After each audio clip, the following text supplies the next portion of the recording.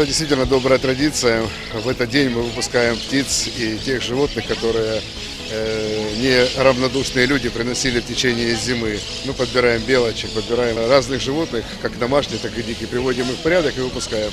Но сегодня день особенный, когда дети сами берут в руку птичку и выпускают. Это все птицы украинского, так скажем, происхождения, проживания. Выкупив их у браконьеров, собрав их по всей Украине, они сегодня вновь обретают свободу именно у нас. И большинство из них так и остаются жить в этом лесу.